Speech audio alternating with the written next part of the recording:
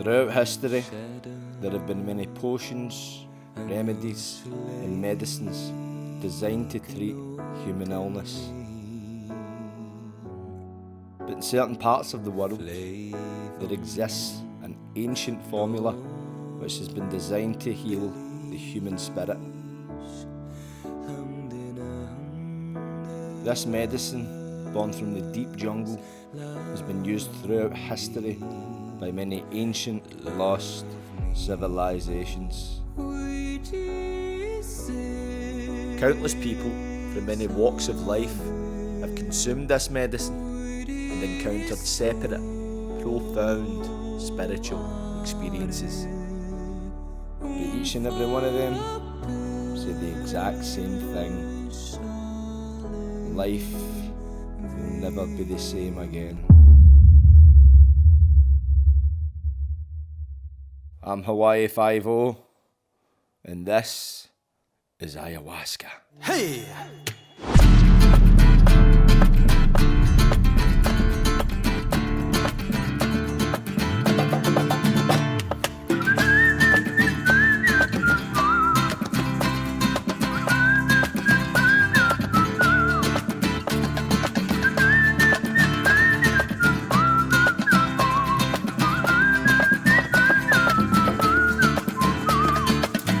In order to truly experience the magic of ayahuasca, I need to find a shaman who'll take me through a ceremony.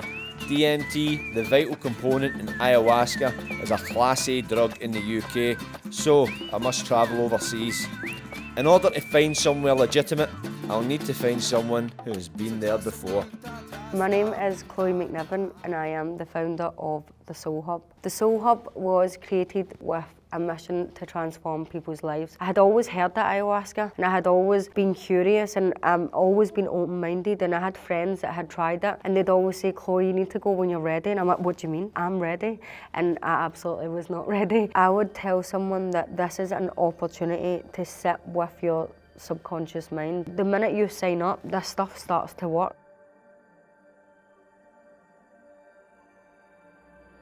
In the run-up to our ceremony, Chloe has organised a preparation course to guide us through the physical, mental and spiritual aspects of the ayahuasca experience. This course is aimed to help us prepare on all levels for what lies ahead. How is everybody? Yeah. Are you nervous? Is anybody nervous? Oh my God. Yeah. You're committed, no going back. Need backers. No going back. It's actually a really small, well, not small group. I think there's going to be like 10 of us in total, which I think is perfect. I don't want the group to be too big. This is a big deal. We're all going to do this and have a massive transformation, absolutely. But it might not be pretty, right? It might be difficult. You might go through a process. You might, even when coming back, you have to integrate. Like, it's not really about what even is going to happen on this retreat. It's about what you do with the information that you got there. Listening to Chloe talk about the integration period has made me realise how in-depth this process actually is. As she goes on to discuss dietary requirements, social media abstinence and preparation for the ceremony, I'm starting to get the impression that it's actually a venture into a new way of living. It's at this point I ask myself, just what have I signed myself up for? And as part of the preparation process, we finish the Zoom call off with a guided meditation. Alright guys, so we're just going to start by coming into a nice comfortable position. We're going to go into a short and gentle breathwork journey. A journey to connect with the higher self, to activate your higher energy centers, to remember the truth of who you are, beyond your identity, coming back into the space of love, and knowing that love eliminates all fear. And just start to tune in to the beat of your heart as it connects with the beat of the drum.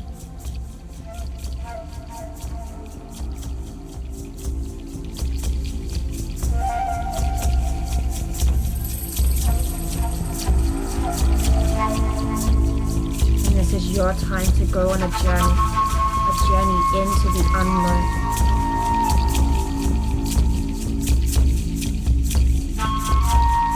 In, two, out, two, in, two,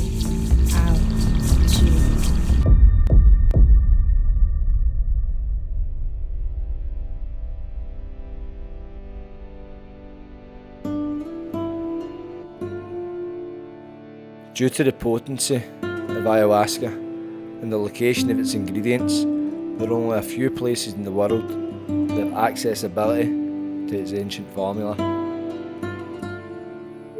However, due to illegitimate shamans operating throughout the world, it is vital for our safety that we find a trusted source.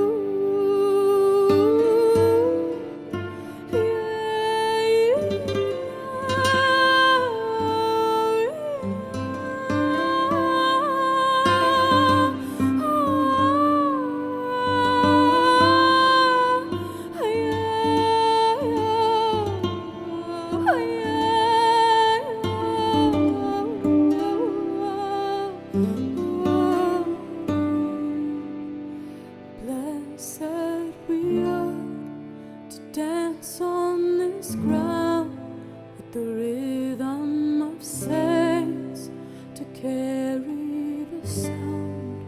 We all pray for the earth, for the ones yet to come. May you walk in beauty and remember your song. Blessed we are to dance on this ground with the rhythm of saints to carry the sound. We only pray for all life, for the days yet to come.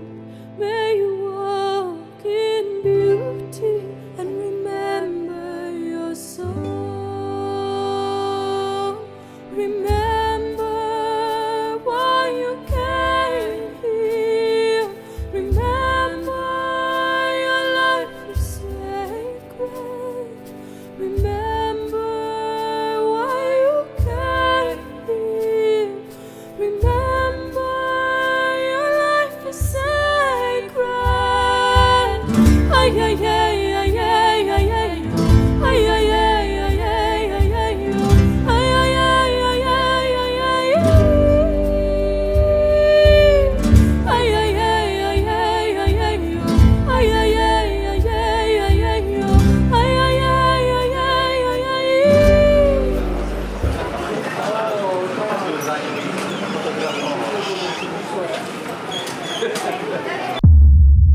Barcelona.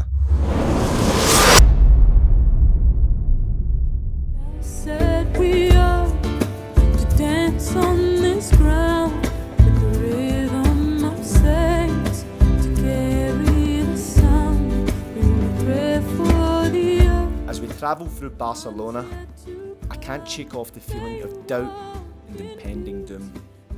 But then we arrive to an ominous greeting which awaits us. The taxi into the pissing rain, man. We're at Scotland Ways. Apparently, the resort, the retreat you're going to, is over in that direction. How we get there, I don't know.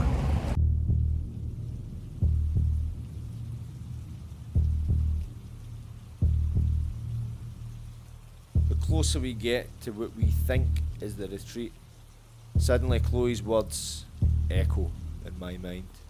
Is this real? Is this legit? Is this a cult? This isn't sunshine and roses. There's a lot of darkness that's happening in this space right now. There's no sign of life and no indication whatsoever that we are in the right place. And as if on cue, the gate mysteriously opens.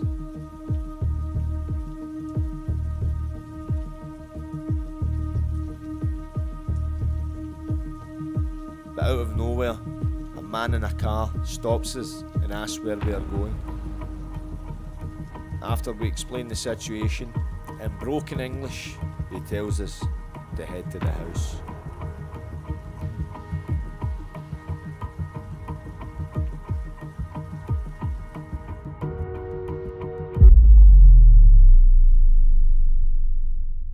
People, I apologise for interrupting this documentary, but I must make it clear it would not have been possible had it not been for Tyre Power Broom. Operating out of Australia, Tyre Power Broom is a business that hypnotises kangaroos into becoming your own personalised breakdancing bodyguard hitmen.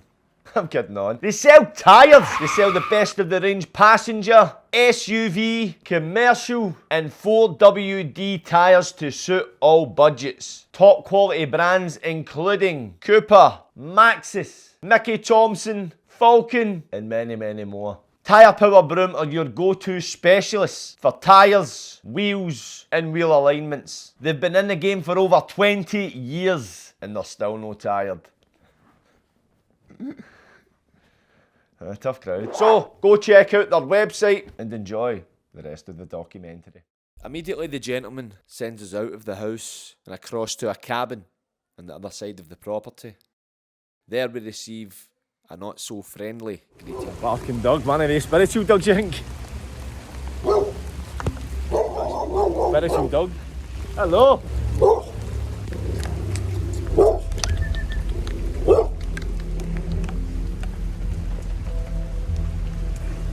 Not a good sign, we got a dog barking at us. Is this a right spot? You just walk in. As we step into the cabin, we suddenly find ourselves plunged headfirst into a yoga session, followed by some breath work. The idea is to help us settle in to the first ceremony which will take place later on tonight. It's definitely helped me calm my nerves, but the fear is still with me.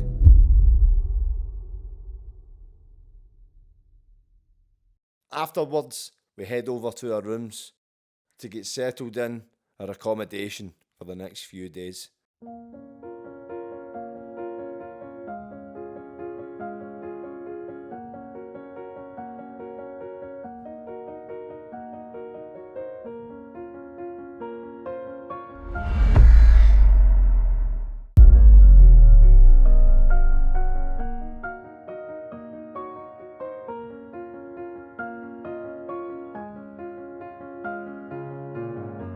As we get settled in, we discover a gift bag courtesy of the Soul Hub.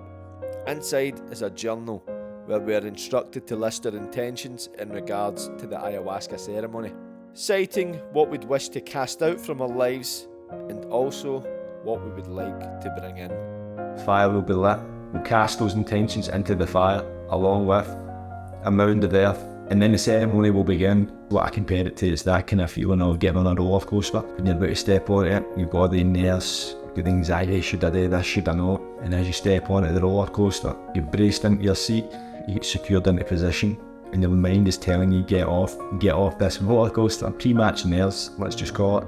At the time leading up to this, or the people I've spoken to, or the stories I've heard, or the podcasts I've watched, or the interviews I've done, in the next couple of hours, I'm going to be the next person to add my name to the list of ayahuasca stories. What will my story tell? Only one way to find out. Before the ceremony begins, I approach some of the other participants to find out what brought them to this retreat and what their intentions are. I come across Danielle, who tells me how a recent family tragedy altered her original intentions. Initially, my intention was to just come, and it was more sort of based on limited beliefs that I've got about myself and kind of breaking through that and seeing where life was going to actually take me in terms of my career and just different things. I wanted to kind of push those boundaries, and then my intention sort of changed 5 weeks ago. I lost my brother, my younger brother, to suicide. So this is extremely raw.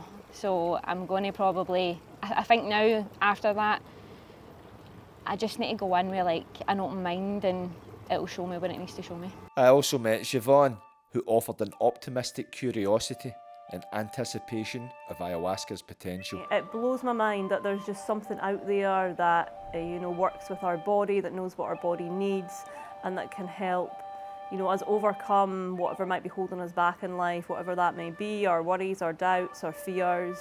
And I'm just really interested to see what might come up for me. Because of the sacredness of the ayahuasca ceremony, I am instructed by the shamans that I am prohibited from recording the experience. So for now, I must switch off the camera in order to meet Mother Ayahuasca.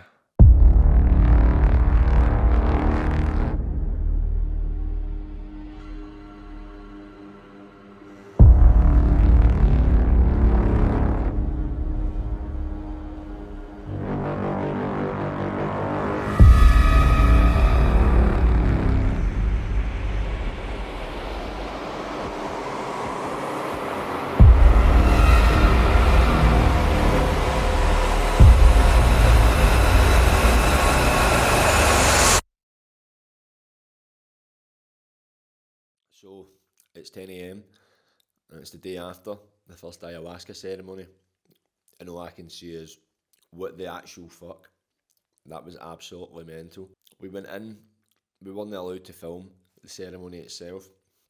Before we went in, we cast our intentions that we'd written into the fire with a piece of dirt from the earth, or a piece of anything. I picked up this kind of lily looking thing and threw it in. And we went in, it was all set up with the mats and the buckets and that, and it was in darkness.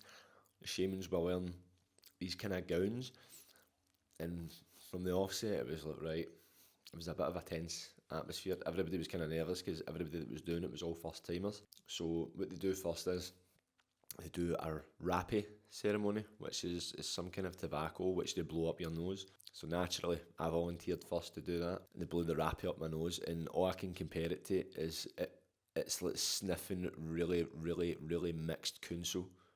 That's what my nose felt like. My eyes were watering and everything. The nerves I had were settled by Daniel, one of the shamans, because he brought us in and he's basically like just explaining how it's going to go. You might be sick, maybe in convulsions, you might be crying, you might be shouting. That's what's known as the purge when you first drink ayahuasca. After we'd done the rapé ceremony, they said, right, we're going to begin the ayahuasca. It's free to everybody, once a cup. So I volunteered first naturally, used to it. I went up and drank it, and to be honest, what I know, it tastes like bucky. I genuinely thought it was going to taste really, really bad because everybody always says how bad it tastes, it's rotten and that. I've honestly, El Dorado tastes worse. It's kind of that texture, that kind of creamy, winey, but it was like Buckfast, what it kind of reminded me of. No caffeine in it, obviously. Everybody drank it and we all just lay down and we all sat in silence. I just lay meditating. I was actually trying to drift off to sleep. I was quite tired. I started feeling it kicking in after about maybe 10, 15, 20 minutes. And if anybody's ever done DMT, it was the exact same kind of visual effects as DMT. If anybody's done DMT, you'll know it's kind of, you feel as if you go elsewhere. You don't know where you go, but you feel as if you're somewhere. I felt as if I went back to that realm, that dimension, whatever you want to call it. Right away, I noticed it kicked in. For the offset, it was quite intense. It was great, don't get me wrong. I heard some people really struggling with it to start with. I heard my pal Matt, he was at the next mat for me, Matt on the mat, and he started purging to the point it was like, and it's like, it's no like any kind of whitey you've ever done in your life. I eventually done it, and it's like from the bottom of your bowels, you're like, it's like exercising a fucking demon or something. It was fucking constant for me. It was really, I was constantly doing it. I was constantly purging. It was like, it felt as if I was just getting everything up for the bottom of my bowels. I was screaming. I was picking up, there's a bottle of water next to the bed, and I picked it up and I was drinking it, but it tasted like juice. I thought I'd picked up the wrong bottle. It tasted like flavoured water or something. It was just a bottle of water. I felt gratitude for like water and how good it is for us. But when I was drinking it, my body was kind of doing things and kind of taking me away and doing things itself, so I was just letting it run its course. So I'd drink the water, but then I'd start rinsing my mouth out like it was mouthwash, and then spitting it out into the bucket, and then getting a tissue and like wiping my face and my tongue and all that. All the shit I've been talking.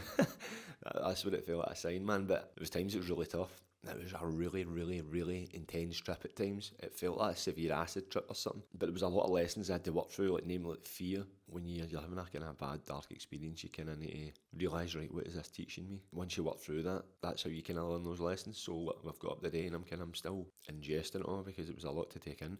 I also saw myself in the future as like a Scottish revolutionary. I swear to God, I saw myself Italian looking, the hair. It looked amazing. Plus as well, I wanted to build better relationships. That showed me how to be like a better person, better son, better brother, better lover, all that. And it just felt so right. I wanted to phone people, but I was like, that's probably the last thing I wanted to do now. A lot of people did say it would be ugly. Ugly it was, but it was also beautiful at times. But it was an experience and a half. I think after it, everybody felt the same.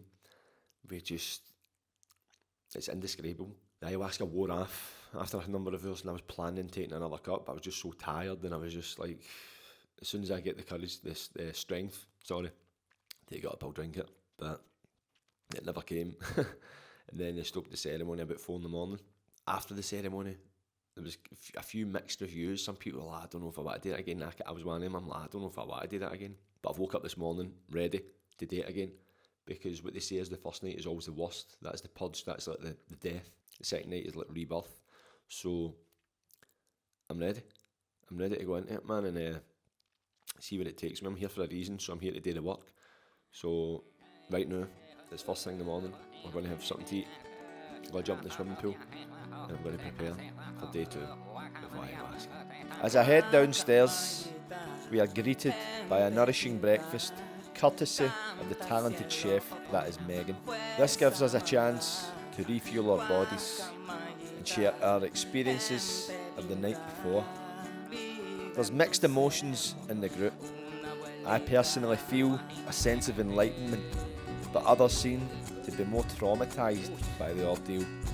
As part of the Soul Hub retreat, Chloe has arranged some art therapy in order to process the emotional roller coaster we have just gotten off. I'm just in the space before we start our art therapy class. I feel like everybody's got pent up emotions from their experience last night, so we're just hopefully going to ground ourselves back into the space.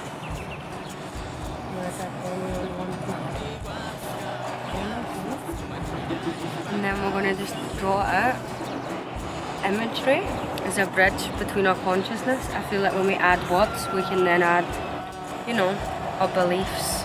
We can add what we think is right to say. But when we draw, it's like a direct channel.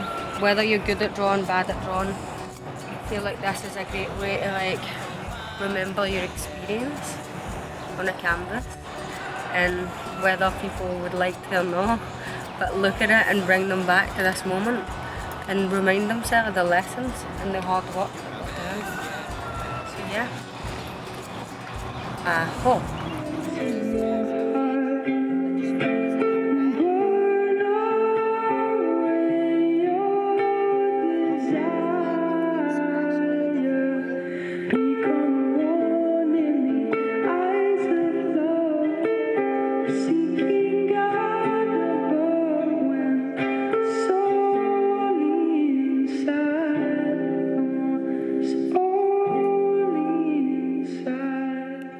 Done a bit of art therapy there with some meditation. I'm not gonna lie, I love the meditation. I meditate every day. I fucking hate art, and that's no offence to Chloe. Like, listen, it was great what she was doing. It's helping us to try and connect with our inner creativity and try and sum up last night's events. But see me, drawing, it enrages me. I don't know why. Just because I'm bad at it.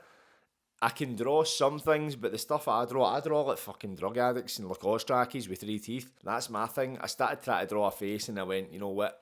For me, creativity needs to have substance. For me, in my experience, in my my expression of it, for me, I was just drawing for the sake of drawing. There was nothing to it for me, so I just put it down and I left. Not because I just wasn't enjoying the process.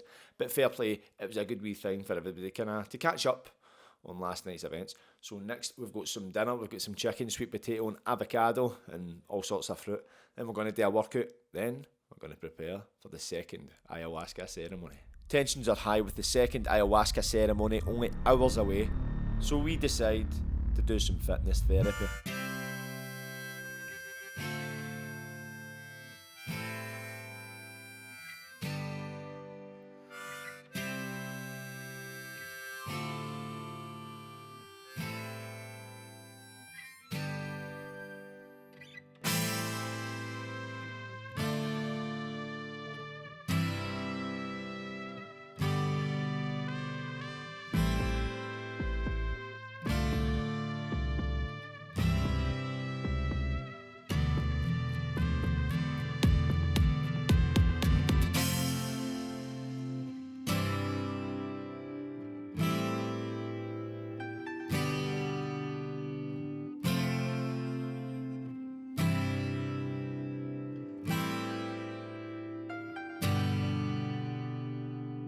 But the ambience is soon disturbed by a sign from the heavens.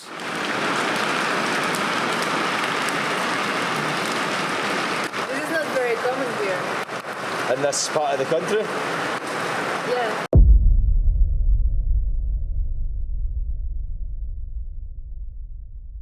According to one of the shamans, a storm before an ayahuasca ceremony is a good omen. Let's just hope she's right. That's me prepped and ready to go for the second ceremony. Everybody's just getting ready down the stair for the integration period. We're going to go across to the cabin And then the ceremony's going to start. A lot of people were complaining that it was really intense last night. I say complaining, just a lot of people had very uncomfortable experiences. I really enjoyed it. The shaman's just going to dilute the dosage a bit because apparently it was a really strong dose he gave us last night. So I'm looking forward to it. But when we done the art therapy earlier, we were given these cards. I received the ever unfolding rose, cracked open. It's happening for you, not to you. The challenge of life is to keep your heart open when you most want to close it. To let life crack you open. To open through hurt and loss. To allow what is falling away to fall away. Being human is a courageous act. A life well lived is full of losses and tragedies as much as triumphs and adventures. Wherever you find yourself at the moment, life is coaxing you to keep your heart open no matter how much it hurts. To continually unfold, to let life crack you open. Perhaps you're going through a difficult time right now. Instead of cursing the difficulty, see it as a blessing. To open yourself up to the truth that perhaps, as hard as it may be, life is happening for you, not to you. And one day, in the not too distant future, you may just bless the thing that broke you down and cracked you open, because the world needs you open. Now's the time to go gently, to treat yourself like a tender, sweet baby, to wrap yourself in a blanket and trust that the mother has you cradled in her arms. The seas may not all be smooth sailing, but you are safe and you are held. One day, not too far from today, you will look back at the transformation and be blown away by the poetry of life. Everything is going to be okay. As I head downstairs to the kitchen, I discover the shaman Paula giving some key advice with this next ceremony. And if someone is struggling, like the way we've been taught is that you should not interfere at the beginning. Okay? If you're struggling, we have to let you struggle a bit, you know? Because sometimes people, they are like very capable of getting out of it by themselves. And if I go and straight, I roll on my poor leg and I clean you, you didn't get like the learning. And as well, you start believing that you win. Normally we don't come. As we prepare for the second ceremony, there is a mixture of fear and excitement amongst the group. Will we experience true spiritual enlightenment, or will we lose our minds in the process? There's so many questions, but only one answer.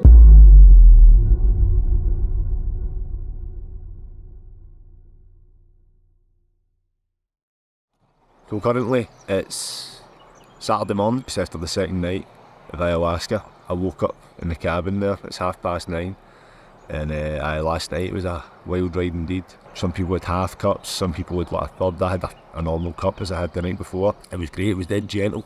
It wasn't as intensive as the first night. That continued, sat enjoyed myself. But then that started to wear off, and we got offered the second cup. So I went up, I was like, right, I'm going for the second cup, because apparently the second cup is where the magic really happens. And they say the second night is all about healing, whereas the first night is about death and rebirth. I went up getting the second cup, and the shaman took the cup, and he was like humming into it, he started singing into the cup, and it was there a good minute. And I say a good minute is like, if anybody's ever poured you a drink, see, wait whilst that person is the drink they're on before they give you a minute's a long fucking time. So I was kind of like that, right? So when's this guy going to give me the drink? Eventually he gave me it and I just handed it, never thought anything of it. Then I decided I had a bit of energy in me, so I was like, right, I'll go a wee wander. There was a fire lit outside, so I went outside, and there was a few people congregating, I was chatting away to them, and I seen the shaman Daniel. I was asking him, and then said the cup I gave you was enchanted, and I was like, what does that mean? So basically it's stronger. So he's like, you're standing up now, in 20 minutes you'll be lying down. The thing about it being enchanted, it gives you more direction. I eventually went back into the cabin and I lay down, and I was away with the fairies. I was gone. It was an amazing experience though. I saw myself as a legendary filmmaker, swear to God. That's what I seen. I had long hair and all that stuff, windswept and interesting. And plus as well, it was just showing me many ways to conduct my affairs. How to be better as a human being. It's a lot of people say like ayahuasca is like 1,000 hours of therapy rolled into one, and that's essentially what it is. That's what it felt like. It just felt like I was unravelling so much, I was getting into so much. It's very hard to kind of remember a lot of it. A lot of it's done in the moment. I took a notepad, I scribbled just a lot of musings down. I wrote some lines, lyrics, I wrote some ideas and that. I've left it up in the room because I was up there getting my camera, so I've not had a chance to look at it yet. But in the next 20 minutes, they're coming down at 10 to do some Cambo, which is the toad venom where they inject it with you, and apparently you fucking whitey your guts up. But apparently it feels like a total cleanse. So I've volunteered for that, and I'm going to be filming it, so let's see how the Cambo treats me. Well, Cambo is another medicine that comes from the Amazonian jungle. It's the story of the shaman that was called Cambo. His village was getting sick, people started dying, so he decided to go to ayahuasca to ask for help. He drank the medicine. In his journey with the medicine, he was shown the frog and how to use it as a medicine. And so he started doing so, and the village started healing. Cambo is super powerful. I know people who has healed cancer, who has healed AIDS. There are many benefits, huge detox in your body. I'm about to spew my guts up, and I'm absolutely buzzing to do it. And how do you feel for last night? Dynamite, feel really good. Don't get me wrong, I could have had more sleep, I feel, but I wanted to get up and do this, so to be honest, I've actually think more about what I'm going to have for breakfast than I'm on about this Cambo. I think that's a problem, man. But within a few minutes, I would instantly regret doing Cambo.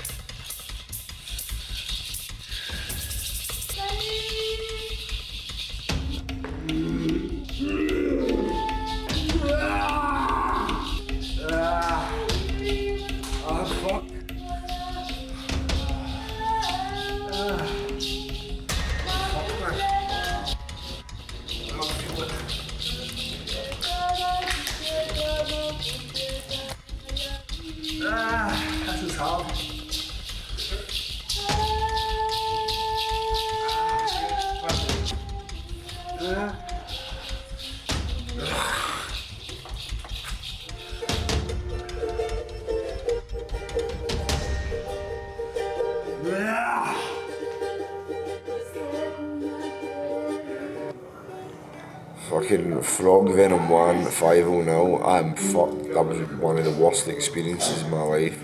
I felt I was dying, my throat started swelling up, I started getting dizzy. And when I'm here to go, I just think, fuck, that's there. And how do you feel now? Fucking terrible. You got 5 dots. No, I get 5 How dots. are you, 5 dots? Fun at the end, and I get 5 dots, and nobody else did. Well, apart from the room at the end, but How are you, 5 dots? why 5 dots it is. Fucking cussed into them. Cambo's left my insides feeling like they've been through a meat grinder. I'm exhausted from the lack of sleep and the toll this retreat has taken on my body. So I joined the group for some breakfast before heading to bed for a well-needed nap. Coming up to my last night of ayahuasca, I'm feeling tired. I'm feeling really tired. Everything I keep on saying is I just want to sleep, I just want rest. And I think that's another lesson. I just need more rest in my life. So coming into the last night, I'm feeling more open than I have. I mean, I can't actually believe I've done it, to be honest. But I feel like it's going to be fine because the energy in the group now feels so connected, which is a group of strangers, but everyone shared this experience and being so open and helpful to each other, no judgment. I'm looking forward to finishing it as a group, strong and powerful, and knowing that we all have power together. And I would walk 500 miles, and I would walk 500 more, just to be the man who walked 1,000 miles to talk down at your door.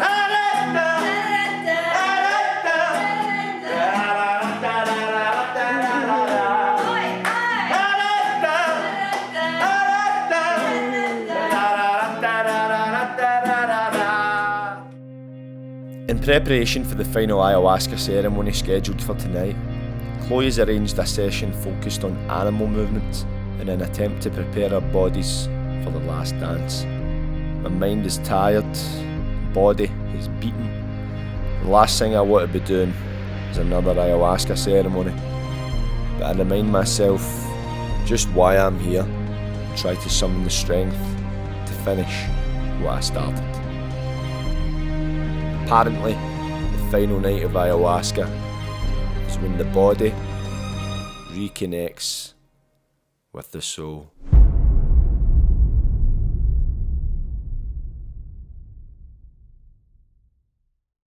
So, that's finally a wrap. The last ayahuasca ceremony is now completed and finished. Bit of a different ceremony to the last two I had. The reason why, usually before the ceremony, before they do the ayahuasca, they do raki, which is like this kind of tobacco that blow up your nose. It kind of feels like you're snorting a big fat line of kunzo. It's like a pure crack to the face, and it pure burns the eye sockets right off you, to the point your eyes are watering. Tonight, I got given a stronger dose, didn't realise it at the time, and let's just say I have hit a badging. I went to the toilet to do a shit, because I thought I was going to shit my pants. And then I just had a pure nicky buzz. That way my head was spinning, I felt sick, I felt lightheaded. So I went and sat outside, got some fresh air. Got outside a good 20-30 minutes I think. The guys came out, they done some fucking chants over me, stopped me with feathers, all that shit. It eventually subsided, but I think since the Campbell my stomach's been quite sore, so I didn't feel up for it. Tonight, so I was like, right, I'll go in, I'll lie down on the mat, and then when I'm ready to do the ayahuasca I'll do it. But when I went back in, I laid on the mat and I slept. And I slept till like 3 in the morning. I woke up and the shaman was mid-chant, and I was stone cold sober, and I was like, you know what, I'm not really feeling this vibe now. So I got up, I wandered back to the room, and Matt, he'd went to his bed. I ended up deciding, I was like, right, I'm not just here to do 2 days, because what they say is, the first day is the death, the second's the rebirth, and the third is when your soul completes as such. So the cycle is complete after the 3rd day. So I wanted to finish the 3rd day by doing the ayahuasca. I didn't have another 2 nights in me, see like before, with fucking just how mad it was. So I spoke to the shaman Daniel, and he was like, look, the fact you've came back and no went to your room shows that you're willing to do it. And I was like, well, I've been doing a half a cup, so that'll stay half a cup. So just done half a cup, laid in. And I'll be honest, I just chilled right out. Didn't hallucinate, didn't get any visuals of that. Just felt really good. Eventually, I says to him, I was like, look, I didn't really trip too badly after that. And he says, did you purge? And I said, no. He says, well, the fact you didn't purge means you're going to keep the knowledge from the ayahuasca. Apparently when you keep it inside you, that's where you keep the knowledge. He says you're going to take that back into your day-to-day life. Maybe this is just what you needed tonight, and I think it was. It's late nights, early rises, it takes a lot of toll on the body. I think I just needed a rest. I definitely feel better for it. So it's 5 to 6 in the morning. Everybody's just finished up for the night. The ayahuasca ceremonies are well and truly wrapped up. I think it's time for me to get some shut-eye, and tomorrow we head back to Barcelona. But it has been an emotional few days, but I've certainly learned a lot of lessons that I'm going to implement into my life, and it's definitely improved me as a person, mentally, physically, I could say, and emotionally. So many things that I've learned. There's a lot of things you take on board, but internally it's very hard to articulate them, because you can only understand them on that emotional level. I look forward to returning back to normality, because that was one of the big things by doing this experience. It's how taxing it is mentally, spiritually, emotionally. It makes me realise how grateful I am for the life I've got and the things I'm doing. So I look forward to returning to it, the new lease of life. But what the future holds is yet to be seen.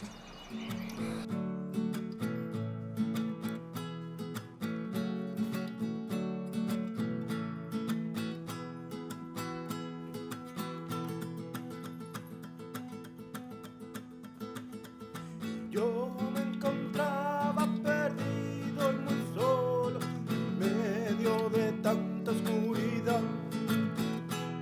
I like the way the medicine works on people, because you never know where the process is going to take you. We drink a head together, we get to know each other, feel the energy. So we start building this link of trust, because we allow ourselves to be guided, we allow ourselves to surrender. we're working with Yahé and we are really connected with the medicine. The obstacles are just situations. When you pray to the medicine, when you keep your path straight, everything is always gonna be all right, okay? You get to learn how to overcome these situations and how to make them productive, how to take them as a lesson instead of just a problem. Things transform very quickly from the manifestation of the reality of a person to a purge and to a learning. With medicine, we create consciousness different to like alcohol, for example, that like kills your consciousness. The medicine makes you create a conscious. People get to see why this is called medicine and why it's not just a drug in this substance. It's because it guides you towards a healing, losing the lack of consciousness, the lack of awareness. And this way we become better versions of ourselves.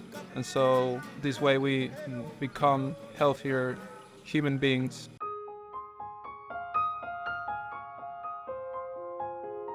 To see people just trust in the process and trust in themselves and take themselves to the next night and start to really feel what we spoke about in the calls of just this feeling of love, this like unconditional love for themselves and for life, and just to have a perspective that's so much greater than maybe they have in their everyday life. And everyone that I've spoke to have all said one thing that's really, really profound, that they feel lighter.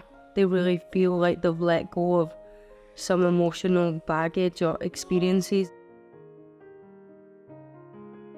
The retreat is finally over. We're just waiting on a taxi now to take us back to Barcelona and have a few more days in the sun before we head back to Glasgow. Been a roller coaster, to say the least. A lot of emotions, a lot of therapy, a lot of joy as well, man. Me personally, I had a great experience with ayahuasca. It showed a lot of clarity for my purpose, what part I want to play in my future, the effort I want to make in relationships. Just, it showed me how to be a better person, how not to get in my own way, and just not to overthink things, not to doubt myself. So many things, so many lessons I took for this few days, and I look forward to implementing them back into my life in what's called the integration period. So it's been a great time, met some great people, some great stories, and some great experiences I'll never forget. So for now, it's on to the next chapter. My time spent with Mother Ayahuasca has been enlightening, inspiring, and eye-opening. So now I take this knowledge with me as I return to everyday life. A few weeks later, Chloe schedules another Zoom call to catch up with the group. I am going, as Chloe knows, going to Colombia. I can't believe I'm going to do all this again. Called to do it. Like, I want to go deeper, so... Like, I do want to go back and do it again and go deeper with it. I came back home with this sort of like overall sense of like love and compassion just for people in general, myself, my family. I just seem to be looking at things a little bit different, and I feel a lot more like clearer and guided on what I want to do in the future. The first week when I came back, I felt fresh, I felt good, felt motivated. Because I've been injured, I've not been to the gym, and I went into this kind of rut of self-pity. I was like, I can't go to the gym, I want to do boxing training, but I can't do it. And I started eating crap. It was my birthday, so that full week I was eating pure junk. And I honestly felt like death. It was grim. I was like, to the point, it was depression. There was no other word to describe it. But I was sitting there, I was like, I've went away and I've came back. I was like, I was in a much better state before I went away. Feel like I'm going to go on a Zoom call and rant tonight about how this hasn't worked for me, this and that, pity party. Then all of a sudden I was like, wait a minute, I'm not going to let this put me down. I'm going to, whatever obstacles I've got, I'm going to overcome it. I'm going to turn the obstacle into an opportunity. Then it was like, I just had a fucking eureka moment. One of my intentions I went in with was to get better at my relationships. I expect to come back and I'll be this new transformed person. And what I've realised is, that's a test, and I need to take the stuff that I've learned through ayahuasca, like, to put myself out there and more to make the extra effort. That's where the test comes into it, so I kind of need to implement these things I've learned. See, like your driving test, you need your driving licence. You don't do your lessons and then get handed a licence. You do your lessons, then you need to do a test. And that's what I realised today. I was like, this is a test, and I need to learn how to manage, how to overcome it. See, the minute I realised that, fucking gone. See all the anger, all the all the self-pity and all that, it disappeared. The number one thing ayahuasca taught me was to love myself and cherish the people around me, to relinquish control and go with the flow of life, and to let life crack me open. But the number one thing it taught me was to listen. It's been a journey, but I've got a feeling it's just the beginning. I've learned so many lessons, which is strangely enough opened up more questions. So what's next for me? Let's wait and see. I'm Hawaii 5-0, and this was Ayahuasca.